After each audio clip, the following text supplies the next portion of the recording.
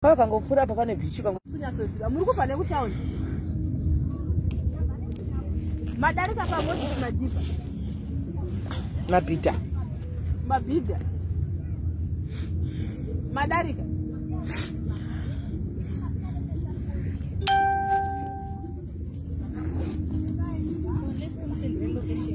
Alright, rega chikusendera location.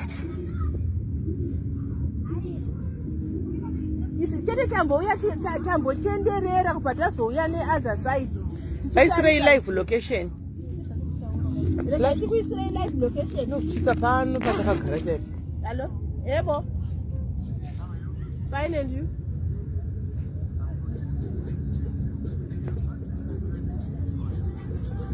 Okay, let us send you live location, please.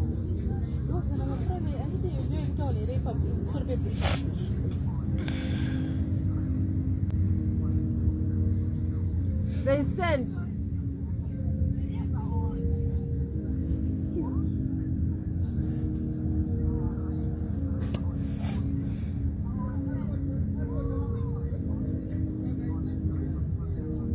All right, riverside. There's river. What is this without a ceiling?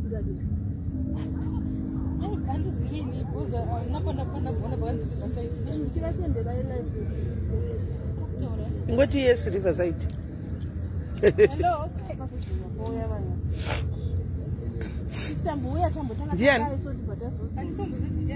My dad is.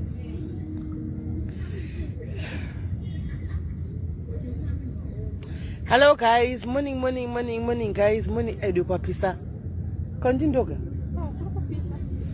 Ndakapiswa kuno kuDurban guys. Ndakapiswa. Ndakapiswa. Tiriko Durban guys. Tiriyo Durban. Izvo zvitakadogara kubeach muchona takatoda tikere kubeach. Tikere zvedu kubeach panapa. Mai mwana. Kupisa vedwe. Tawa. Kwakadiwo kwamuri neasikana. Muri sei kwamuri kokoko. Kusina mabichi uko. Muri sei guys, muri kune mabichi ere kwamuri. Tiri kune mabichi guys. Zviri kufaya. Zviri kufaya kuno. Muri sei ku Blue Lagoon. Blue Lagoon ndokwatiri. Ku Blue Lagoon ndokwatiri. Ku Blue Lagoon. Haiwa tiriko. Pisa chete asi tiriti. Gaito kutaridza muonewo vamwe zvipuri dai pamwe ndandikureva nemi. Tasiku. Hello. Ewa uko. Kuona zvituku. Tiriyo isu. Oh.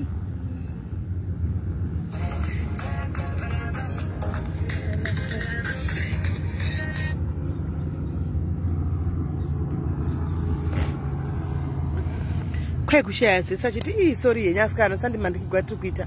Hamuna zesa visei moto zvasikana. Hanzi magesi atenda izvozvi. Uyai kuna kusina basa nemagesi kunoku. Kuno bicha hakuna basa nemagesi anomuziya. Uyai tite zvekuna kuna kana basa nemagesi techingori magesi zvimanotoenda kumba. Kuzvino zvemagesi izvi kana. Kwai anasi beach de whether anasikana. Ndeye kumvura cheche apa zvandasiya swimming costume yangu zvondopinda neko. Kuno kwanapinda chero nemabhurugwa nemapendi tongopindawo. Vana basa nazvo vambotarisi.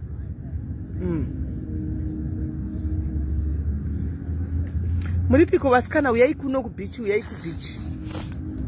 Uyai kubeach, uyai kubeach. Hanzi asichine uya. Oh, maifei sora ako kuchando atingataurire zvokuchando kutonogwaini. Asi kupisa wena dezvaigona tamba kutumira zuva neDHL. Zvino kwapisa tukuita kusweta izvo zvimai mwana kuita kujuluka mvura sweta. Atunona ndatobvisa sweta. Wani kusweta. Tena zvari kundifonera zvo.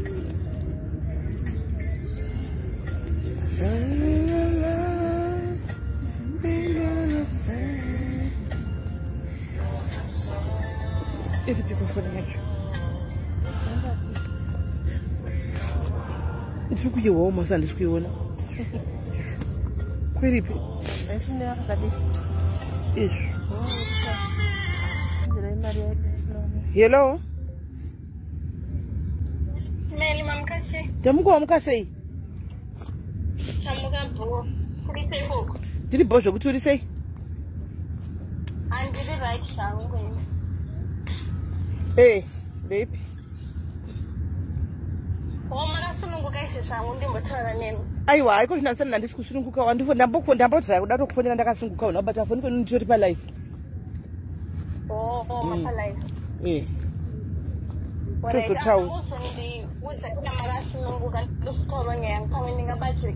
Chingwa ichaurazve pane vanhu vangokuhwa vakubatsire inyaya yeko. Asi yakakosha here zvokudaro. Vana vasi kutomboziva kuti ndiwani saka taura ingotaura nyaya yavanhu vatokubatsira. Taura hako izvozvo. Ndakasangana nawo neboyfriend yangu muno mugore randakauya 2019. Mujolo. Inyaya dzemujolo kai. Mujolo uyanyisa.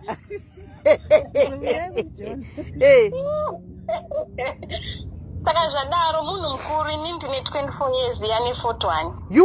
Yuwi. Naiwe kudana baba wako naiwe. Kokazvamisa sei? Akati baba vangu vatori vadiki chitaura chokwadi atori mombe kuna baba vangu. Kusaka unoka naiwe asi mwana iweka. Ende mwanangu ka sho kana uchibatirira kumunhu wako yenu usingahutu wakabatirira pana dedi.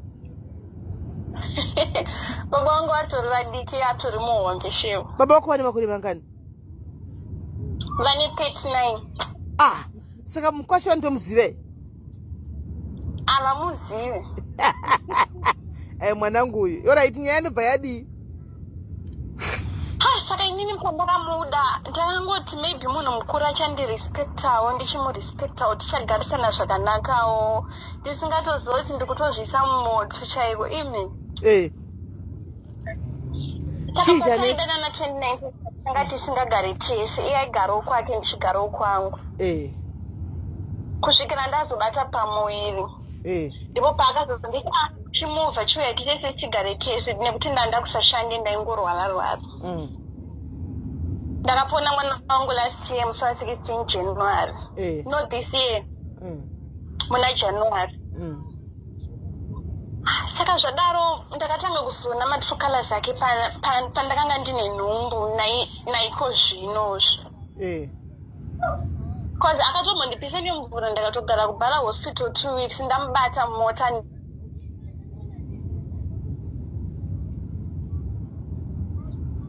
Zvakaitika ndezvokuti ndakamubata nemumwe mukadzi because munhu uyu anombopiwa mavisions.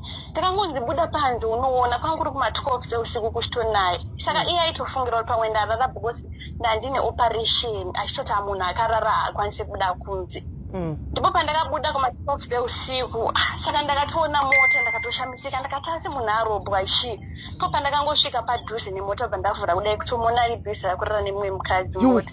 Wakatoona fair? Fair. Ari pamusoro? Saka zvakaitika ndakavhura dhora ranga rine makumbo kwangu kaiswa makumbo nemukadzi. Ndakabva ndazvira mukadzi iye pasi bvaadonhera pasi pandatanga amatukeika uye bodo. Saka mira dzakere kumasure wakavhura dho. Sora komanangu kuseka nyaya yako asinotinakise. Wavhura dho ukaona makumbo emukadzi uyu akarembera. Akasimudzwa kuti akakavata zviri flat.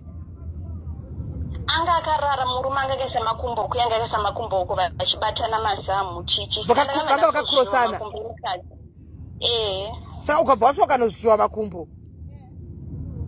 Mukadzi bva ndatanga kurwa nemukadzi iye paakadonhera pasi. Anga asina kushama here? Anga akashama, even murume anga akashama. Kushama kutosara vasina kana chinhu chaicho? Anga akapfeka blouse rekumusoro but uko anga akashama because aibatwawo kakusasi kwake koko. Mukadzi yanga ane makore mangani akakura zvakadii?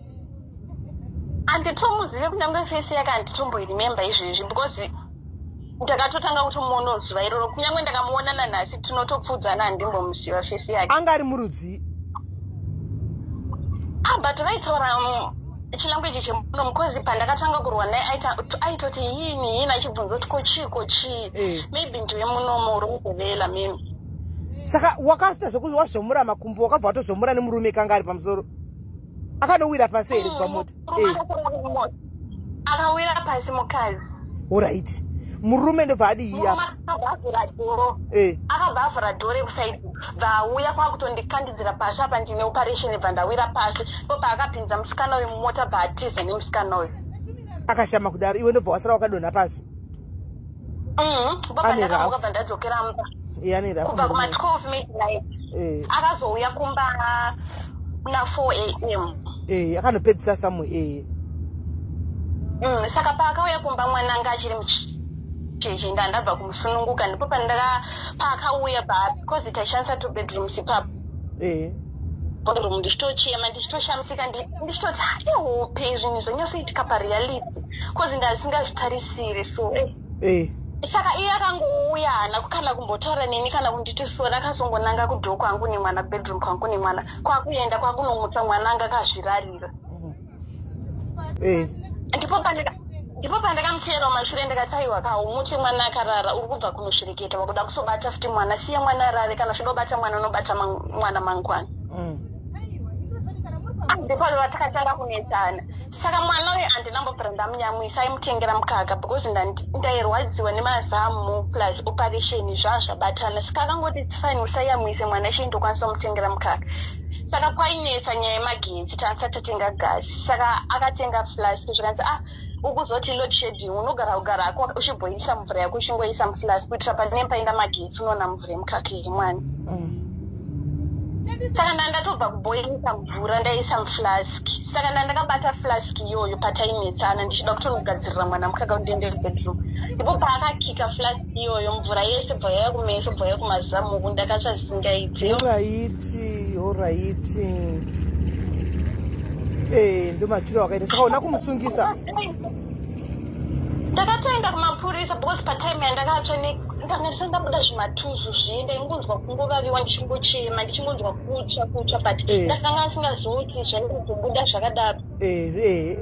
Papera 2 hours ndipo pandakazotanga kuita matuzu fesi yese mazamu ese azvanamira pahema. Po pandakazomhanya kusaidi kwataigara cause taigara kusaidi kuSun City. Po pandakamhanya pavazofonera mapurisa bvaanitora mapurisa akati isusu hatikwanisi kuenda nekupolice station kuti tinovhura doketi izvezvi because look at your condition plus wakabata mwana mucheche. Vakaenda vakanopa kubhara hospital zvakanzi vakabva vandipa madocuments zvakanzi yese medication vachashandisa vachanyora muplatform kuti wakakuvara zvakaita sei. Saka ndakagara kubhara nguva yakareba ndichibatsira. Saka pandakazobva kubhara manje anga akunditsvaga kuti ndiri kupa akati ndipo pandakatomuti ndiri kubhara kwezva nekubhara vakati hanzi tsvaga munhu hama yako inokwanisa kuzotora mwana because azvitoti mwana aramba ari muno muchipatara plus iwo hausi kukwanisa kupepa mwana because ndandakatsva mazamu isaini asikakwanisi kana kubata mwana kudai. Zvakatozondikuona kuti ndimufonere back because hama dzangu dzachona dziri kure. Ndipo pakatouya zvakanzi hazviite kuti urapwe pano ndada kukutora uende kwaprivate doctor because panapa vari kudhileya chichi. Akakumbira reglo zvikanzi sorry pandakakudira mvura ndaifunga kuti mvura yachona yaisingapise chichi. Ndobva wamuregerera. Ndatobvumuka ndangomuregereroba. Asi mavanga ekutsvaona wako ka? Nditori nawo nanasi. Haperi ka? Waregerera ko munhu asi mavanga haperi. Yekumeso lakapera simazama yaaperi. Alright. Pandatomuregerera paya ndipo pandakatosa maybe zvaitaura zvaitomika sense cause vanhu vekubhara vaidhileya kundibatsira vatondiendesa kune imwe private hospital. Ita se aoma vatangokontinya futi kugara. Saka zvadaro ekutounza munhu mumba. Saka inini ndakabva ndaona kuti hai hausiri upenyu huraitwa ndokurarama uyu. Ndipo pandakabva ndatsvaga basa. Ndatsvaga basa pandaona basa izvezvi ndiri kunokura State Bank ndaona basa but ndoenda kuJoburg every month end pandinenge ndatambira. Mwana aripi? zvakaitika ndezvekuti ndisandaenda kubasa ndakatomuchemera ndikati inini handichakwanisa kugara panapa una magara atikaita anounzwa mumwe akadzi anondishora plus munozoti munhu kana uchitambura munhu mukadzi murume asingakusapote murume asingakumaintain unopedzera wakuti unge munhu ari useless ndatozvigamuchira kuti hai am useless ndisingatozoti hai ndakashandawo beauty ndanda kutonyara kana nehembe dzandaipfeka noti kuti munhu anotowana mari yakawanda but ndakasvika paextende yekuti ndanda kunyara ndisichaya kana bhurugwa rekupfeka ndiri mumba ndikugara nemunhu ndakati hai its enough now zviri nandinoshanda chauzigiri ichocho wakagona saka ndisati ndauya kunoko ndakamukumbira ndipo paakatsvagawo mumwe mukadzi wemuraini mategara neita zvekuchengeta vana mukadzi iyeye takataurirana mwana akanosara ikoko akangonditi unenge wapiwa ofu nouya uchiona chimwana akura sei mwana ari kusvitsa 1 year next month unosva 16 January hamudiki saka nyaya yakuitika pa ndeyekuti pari kunyanya kundirwadza ndeyekuti inini munhu handichada nezvake handichada plus mwoyo mangu hasisimo not kuti ndawana mumwe munhu so far sandawana mumwe munhu but ndikunyazozvinzwa zvine spirit yangu kuti munhu uyu haasiriye wangu haasiriye nekuda kwetreatment nekuda kwezvinhu zvaitika saka muguromanera akandifonera zvakanzi unofanira kuuya kunokupa uri kupiwa off ospendawo nguva neni nemwana zvikanzi kana usingade kuita zvandinchida unofanira kuchiya kunoku ndiaenda ikoko anenge achida kurara neni ndopiwa chirwere because izvinei zvanenge achiita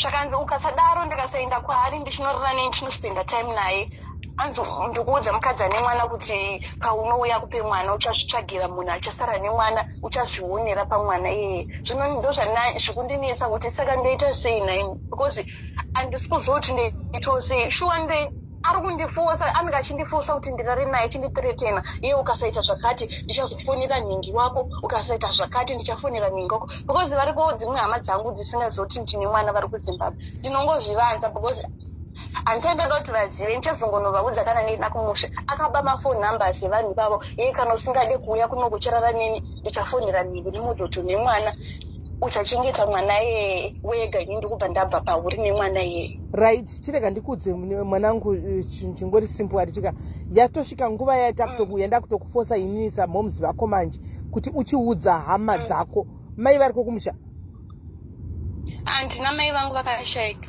baba vari munomo vanogara nani munomo vanogara nemumwe mukadzi havatozvizivi kuti ndine mwana mukadzi uyu munowirirana sei hatitowirirane nekuda kwemurume because first time yandakasangana nemurume uyu ndakatombova introduce kune murume uyu havana kufara nazvo saka hatitotaudzani right this is now the time yekuti uchiudza baba vako chokwadi kuti dedi ndine mwana handitika hapasina zvokuchavanza mwana havanziwi akafanana nenhumbu inotongozozvagwa mwana kana kuti inotongokura wakufunga kuti uchiudza waunofungidzira kuti now you trust ari padyo nevangave mainini nin'ina wamai kana baba vava uchiudza chokwadi handika then hama dzako idzi can help you decide kuti mwana umwe mwana ugona kuti chindipa mwana ushandi because it's never good usasiye basa haisi good idea kuti usiye basa yako zvinezvi so that muchitongotora mwana wachona uyu murume asingazivi handika woisa mwana because kuti nditi zvakare enda tora regedza basa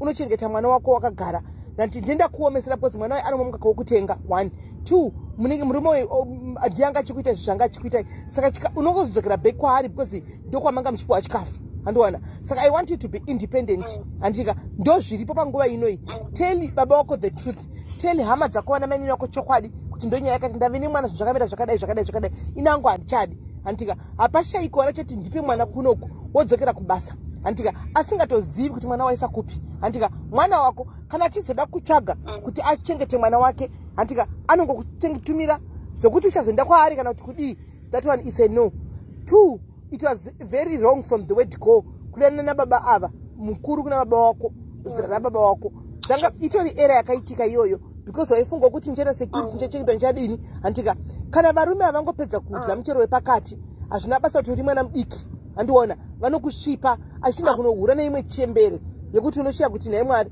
ko zvakambondida chiti ndine kadiki 1 handika saka iko zvino chimbomira zvekudheta izvi zvemujolo chimbomira umboita zvemwana wako akure focus on your child. Mwana wako ati kurei. Antika kana azokura kana utsvaga munhu wezera rako achadawo kuti mudanane iko zvinembo shandira mwana wako urushandira murungu yakati munhu mutema.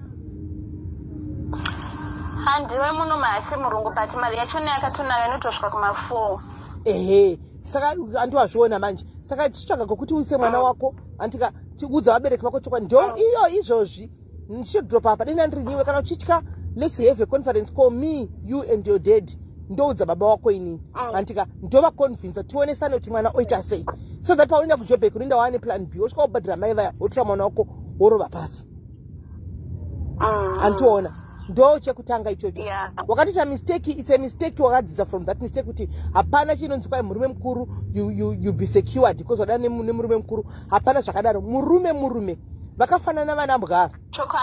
Vakafanana vanhu ivava uzvinzwa. Chero wadhaita sekuru whether adini kana adini vakafanana kana ngokupa mwana chete akuchepesa akupisa kudaro akutofunga kunotsvakana nevamwe kuti adane navo. Murume rudziya nedisrespect yekuti anokwirana nemwe mukadzi pagedhe repamba pamunogara iwo uri mumba. That's a very big disrespect. Very big disrespect. Opedza okava flask okupisa now ndiwo uri kuenda nemavanga iye ari right. Vanhu vake vanenge chana navo vari right. Iwe ndiwo wakufamba nemavanga but anyway it's water under the bridge. Zvakatoitika tikwanise we can't reverse that. But chada kuda kuronga now is tichoka kuti mwana aende kunenge kuri safe. Iwodzo uramba uri pabasa mwana achitokura. Chokwadi. Mainini vako vakatovavenga utaudzani navo but vakanga vatoona it means kuti vanokuda mainini vako ava mukadzi wababa. Pavakakuudza kuti uyu munhu aiti munhu mukuru iwo wakatoti vari kundikwanisa kufara sedana varida nadhedhi vangu nenyaya yekuti wanga usingaone handu zvakachitika panguva iyoyo.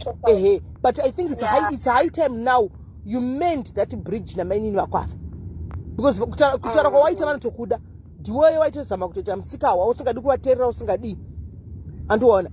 Saka wakutuma kuti utauri nababa utauri namainini utauri nehama dzose dziri padhuze kana kuna mainini munini wamai chaiye anoti ndipe mwana wotonomanya kunosiya udzokere kubasa.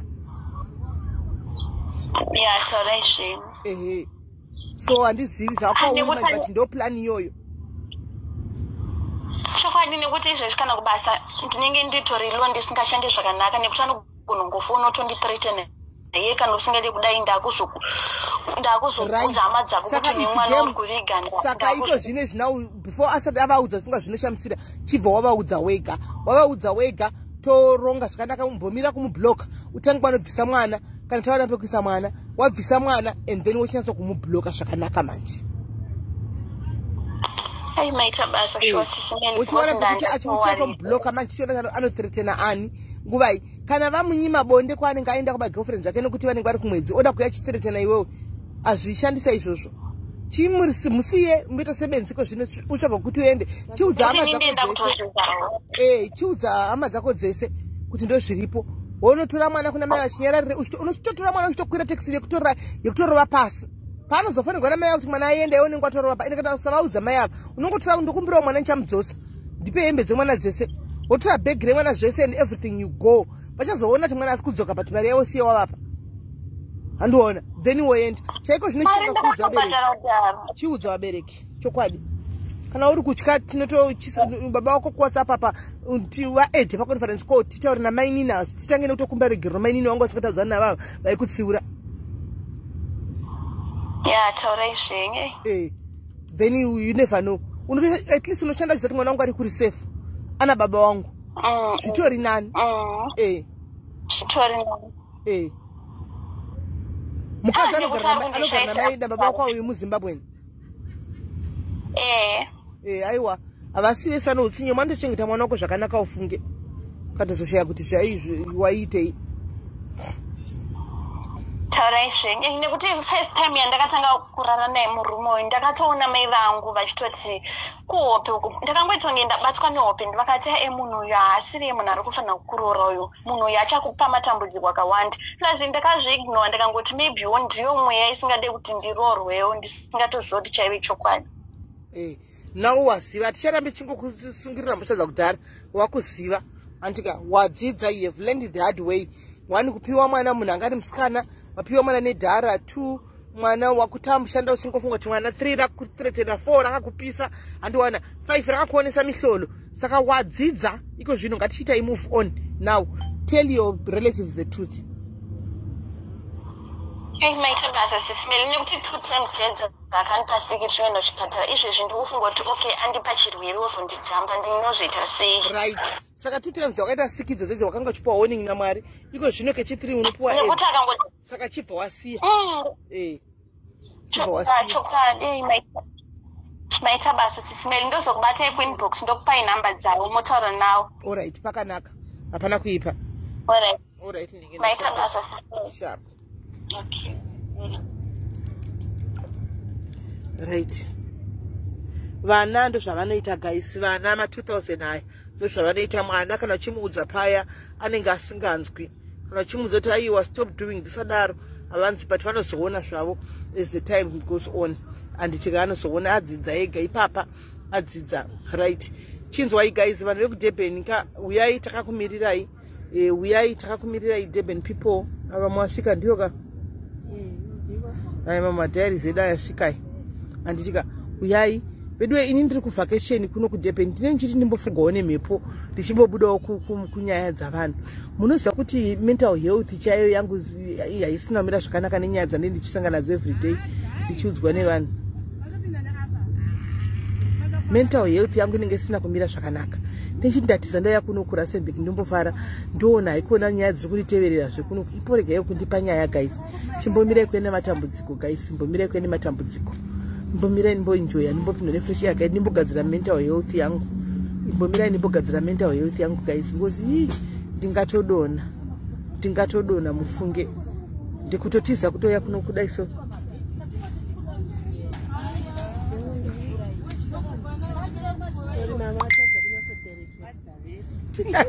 Mamsina ndiona ndazviona. Yes kan madzimai. Opa life Murise. Yes kan maskana. Ndi farre ma diary zeda ashikaya. Yes kan. Chakudara.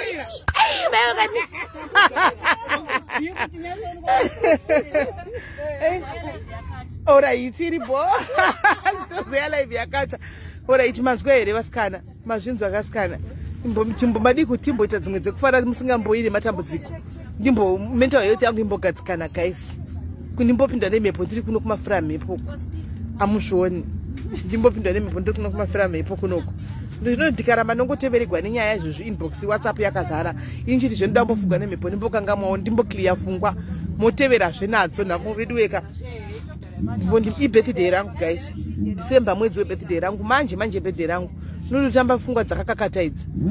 Fungwa dzinenge dzakatosina kunyatsosununguka mufunge. Fungwa dzinenge dzisina kunyatsosununguka mufunge. Mukaramba muchingondivigira ndikiri matambudziko. Imboita inge tichita malife kuseka ndifane mbomirai kundipa nhamo. Anyway. Zvondotoita grey hair nenyaya dzenyu. Grey hair chaiyo I saw it. Asindaona kavhudzike white musoro. Ndikaona kuti zvatanga. Andika saka regai ndimbotaura nemadiaries kai tisodzoka palifetime time andika regai tisodzoka palifetime regai ndimbotaura neteam rauya team D auya apa regai timbotaura neteam D.